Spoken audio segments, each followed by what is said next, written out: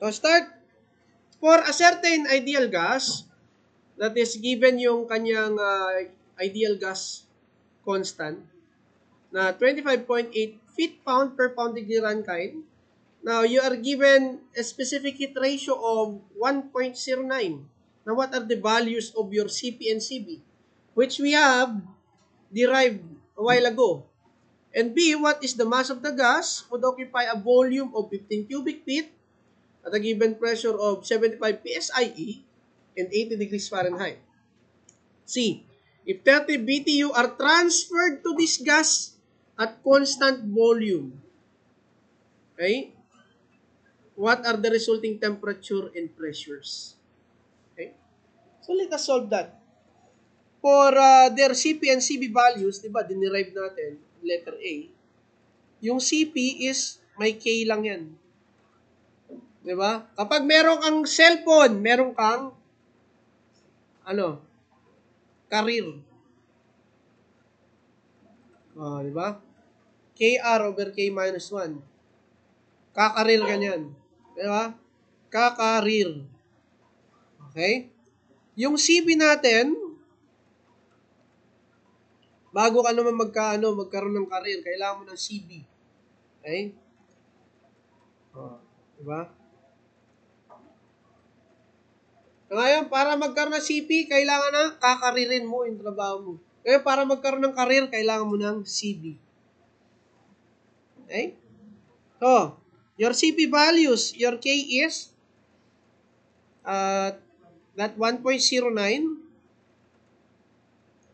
On your calculators, R is 25.8 feet pound per pound degree Rankine divide by 1.09 minus 1.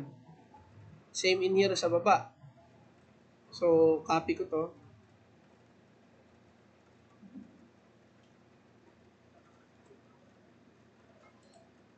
Para hindi ko na isusulat ulit. I'll just have to edit one. So, i-delete ko na lang to. So, what is the value of your CP and CB? Pindutin natin sa calculator yan. So, Alt-Tab. Okay?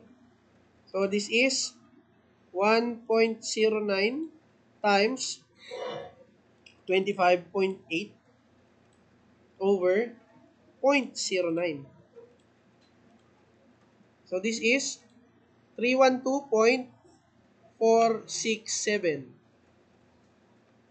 0.467 pound feet per pound degree Rankine. The other one, tatanggalin mo lang naman din sa taas niya yung 1.09.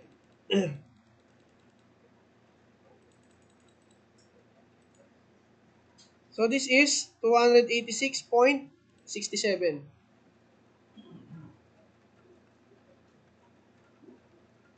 pound feet per pound degree Rankine. Yan. So, ang tinatanong, what mass? So, letter B. Sabi dyan, at what mass of this gas should occupy a volume of 15 cubic feet, 75 psi, and 80 degrees Fahrenheit. So, from PB is equal to MRT, you are asked for the mass. So, that is PB over RT. Yung pressure natin given is 75 psia, pound per inch squared. Pag may inch squared, lagi may katabing 144 inch squared per feet squared. Okay, yung conversion factor niya. And then, 15 cubic feet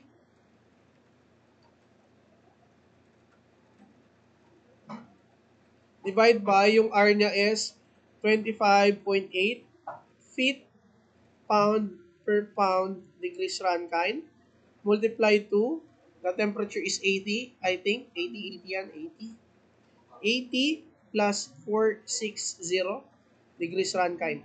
Cancel all same units, dapat ang lalabas ay pounds. Si pound, inch squared, feet squared, feet, yung natitirang feet and Rankine, you'll have a mass of, pindutin sa calculator. So, this is 7.5 times 144 times 15 divide by 25.8 times 540. Mental math na lang yun. So, this is, I think that is 11.6279. 6279 pounds. That is the answer for letter B. Now, if 30 BTU are transferred to this gas, so ibig sabihin there is an energy transfer there. Okay? Tapos, constant volume process. Sir, di ba at constant volume process, letter C, constant volume process, that is, heat is added at constant volume process. So, Q is equal to mCV delta T. Okay? Ang hinahanap mo dyan ay yung T2. Kasi meron kang temperature 1, which is 80. Initial temperature is 80 degrees Fahrenheit. Ang final temperature mo ay wala. So, ibig mo sabihin, nakuha ko yung CV. Yes. Na-solve natin to. So, ang kukunin natin sa delta T. So, this is Q equal to mCV TF minus TI. Okay, algebra tayo. Cross multiplying Q over mCV equal to TF minus TI. Okay? So, sir, TF ang kailangan kong makuha dito. Okay? This is also equal to delta T. Daan ko na lang siya kay delta T. Pwede ba? So, delta T is equal to Q over mCV. Ano yung Q natin? 30 BTU is added. Divide by our mass. What is the mass? 11.6279 pounds. Ano yung CV natin that is solved a while ago? 286.667.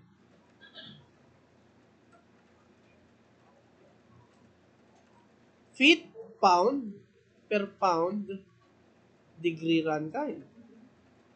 Okay, wala tayong same units. Tama? You need the conversion factor for BTU. You have every BTU. Tandaan to, tignan sa board. 778 feet pound every BTU. That is the conversion factor, this one. So, cancel all same units. Yung feet pound, pound. Ang lalabas ay Rankine. So, delta T is how much? So, this is 30 times 778 divided by 11.6279 times 286.667. So, the answer is, ilan yung delta T? 7.00 degrees Rankine. Yan yung change in temperature. Not yet. Okay? So, ang kinukuha natin dito is TF minus TI. Our TF will be equal to, dapat to, lalagay ko na lang dito, 80 minus 7. So, ilan dapat? Minus 7 tuloy. Nandito pala siya, magiging additive siya, add to. So, plus. This is 87 degrees Rankine. That is the temperature final. Now, anong tinatanong pa yung isa? At what pressure daw? Pressure. Temperature and pressure. Sir, another thing, sinabi ba dyan that the mass changed? It does not. Nagdagdag ka lang ng energy, but the mass did not change. So, ibig sabihin, sir, in order for you to get the final pressure of the process, sabi dyan, constant volume. Right? Pwedeng PV over T. 1, 1, 1. Pressure 2, volume 2 over T2. Ano yung hinold niya? Constant volume. So this will become P1 over T1 equal to P2 over T2. You have T1, T2, P1. Wala kang P2. That is the first solution, right? But, pwede mo rin gawitin to. You have P, B equal to M, R, T. Meron akong mass, it does not change. Meron akong R, meron akong T2. Right? Meron akong volume. Do you have any volume there? Wala kang binigay na volume. Yun ang problema mo. Ay, meron pala. Volume is constant. So, 15. So, pwede ko palang gamitin to in order for me to know the pressure. So, that is M, R, T over B. Check natin. So, what is the mass? 11.6279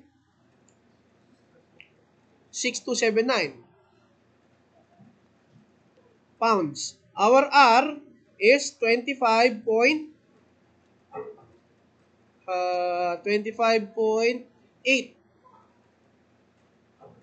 feet pound per pound degree Rankine. Yung temperature natin, this is temperature 2 ha, volume 2. Temperature 2 is 87.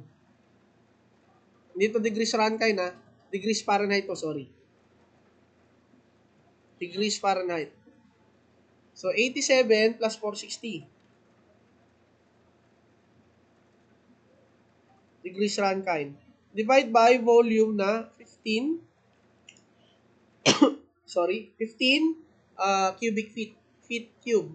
Pag nakakita ka ng 15 feet cube, multiply mo na agad yan ng 144 inch squared per feet squared. Cancel all same units. Yung pound, si Rankine. Pound per square inch is PSI na. So, calculate the value. So, this is, move natin siya dito. Yan. So, this is now 11.6279 times 25.8 times 87 plus 460 over 15 plus, 15 times 144. So, this is 75.9722. 9722 pound per inch squared. Sir, check nga natin kung tatalima siya dito sa condition natin. So, pwedeng gawin mo to na P2 equal to P1 T2 over T1. So, P2. Ano yung P1 natin? Pressure 1 is 75 PSI.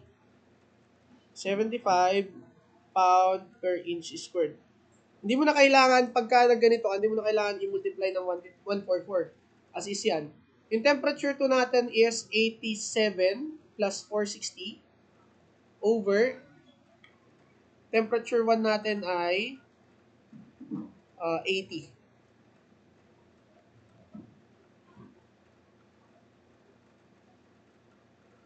So, what will be the answer?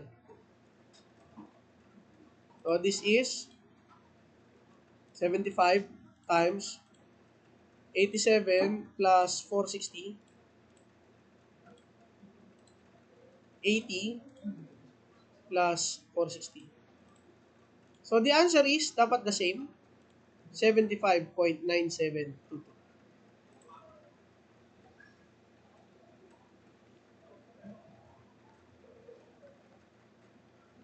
Pound per inch squared. So, that is what you call a basic problem. If gagamitin nyo yung isipan nyo, masosolve nyo talaga yan. If not, hindi nyo masosolve yan. Okay? So, let us again proceed with another number. Same lang ito. So, hindi ko na muna siya. Hindi. Maganda rin. Solve na natin to. SI unit. Now, for a certain gas, where R is 30 joules per kilogram degree Kelvin, Gawin mo ng kilojoule yan. So, divide mo ng 1,000. 0.320 na lang siya. CB is 0.84 kilojoule per kilogram degree Kelvin. Now, find CP and K. Now, if 5 kilograms of this gas undergoes a reversible non-flow constant pressure process, isipin nyo na lang, constant pressure process. From B1 is 1.30 cubic meter and P1 is 690 kilopascal. So, ibig sabihin, there is no change in pressure. Okay? When the state is at T2, 555 degrees Celsius, you find delta U and delta H. O, recall natin ha.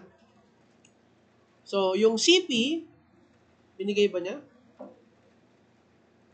Hindi binigay. CPI, di ba, that is R plus CB. Pero binigay dyan, nagbigay ba ng K? Wala. So, R lang naman eh. O, di CP, the R is 0.320 kilojoule per kilogram degree Kelvin. Plus, yung CB natin na 0.84. 0.84 kilojoule per kilogram degree Kelvin. O, swak na yan. That is 0.32 plus 0.84. The answer is 1.16. 1.16 kilojoule per kilogram. Now, yung K is CP over CB. So, 1.16 divided by 0.84. Okay. So, 1.16 divided by 0.84. The answer is 1.381. Ayan, yung mga sagot natin. Non-unit yung K, ah. Now, tinatanong, 5 kg of this gas underwent reversible non-flow constant pressure process from B1. So, constant pressure process, yung tinatanong mo dyan. Find delta H, delta U. Okay, basic yan. Diba ang delta U is equal to mCB delta T.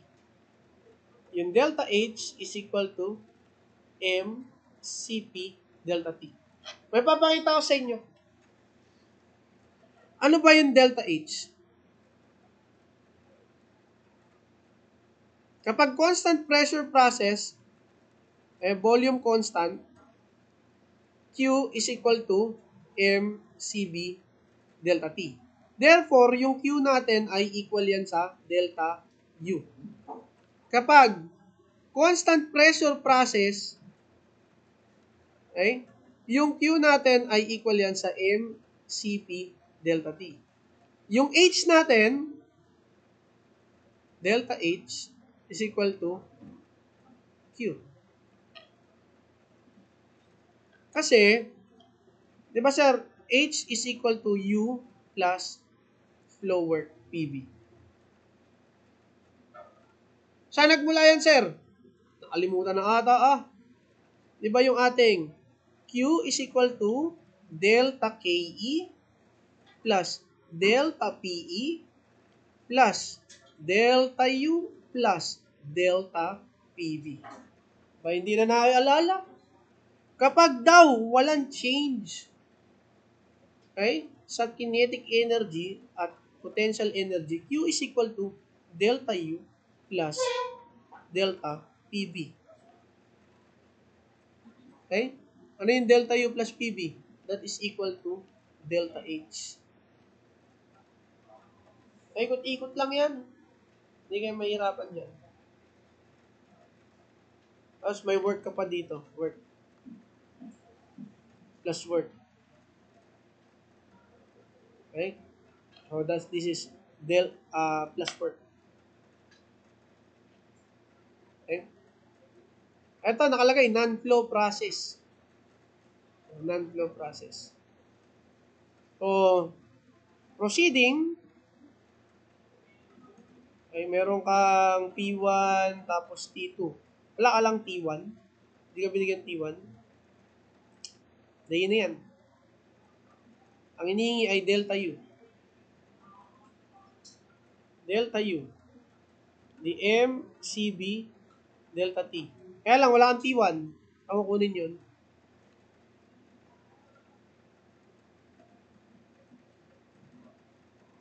Tama kunin yung T1.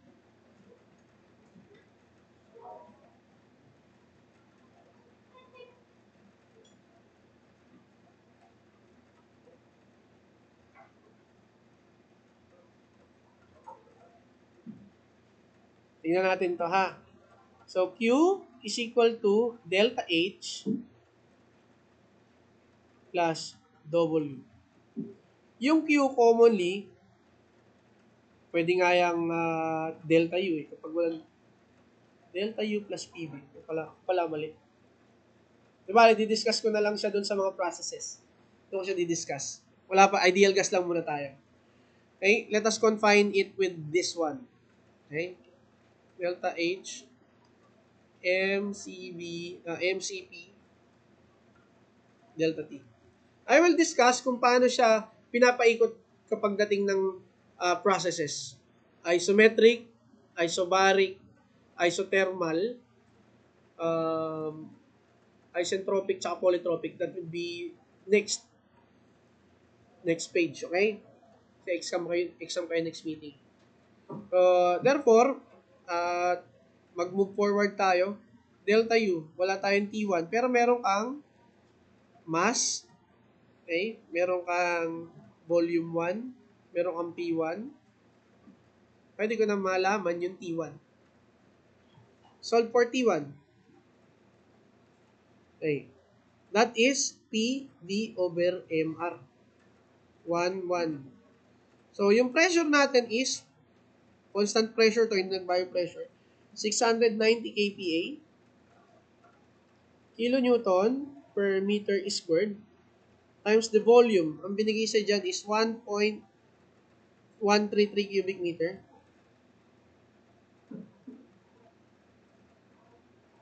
Meter cube. Divide by mass na 5 kg. Yung R na ibinigay sa iyo ay 0.320.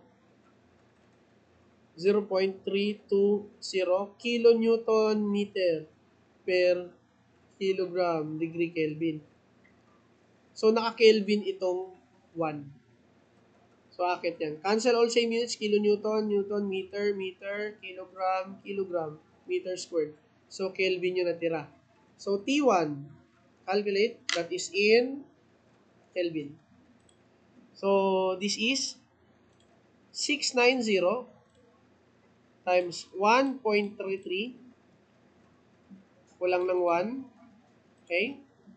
So, 5 times 0.32. This is 488.6063. 0.6063 degree Kelvin. This is T1 ha. Now, sir, ang hinahanap delta U, pwede na agad. So, delta U is equal to MCB T2 minus T1. Okay? So, itong 488 minusan ko na agad ng 273. Minus 273.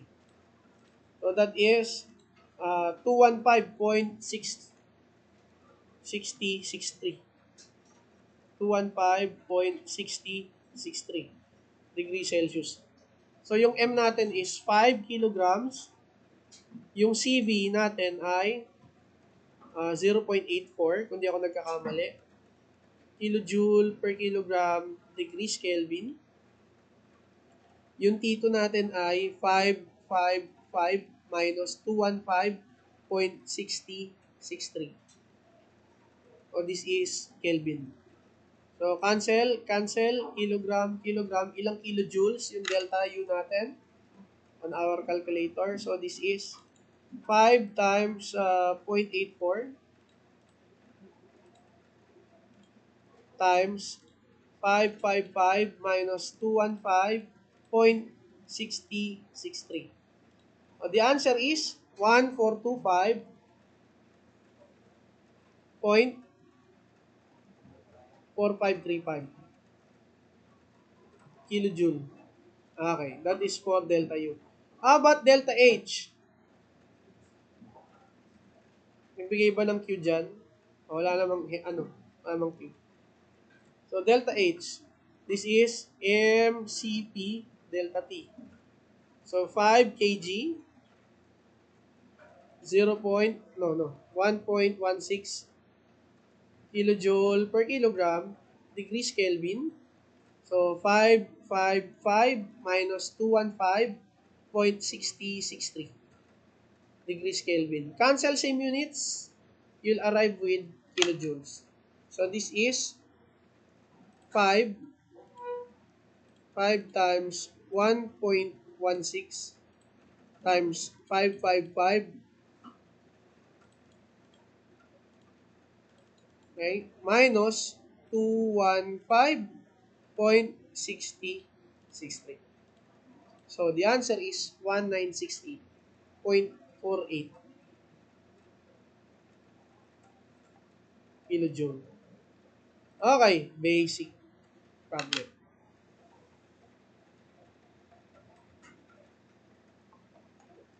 So, that is how you do it for those problems. We still have 45 minutes, so let me take another 5 minutes break.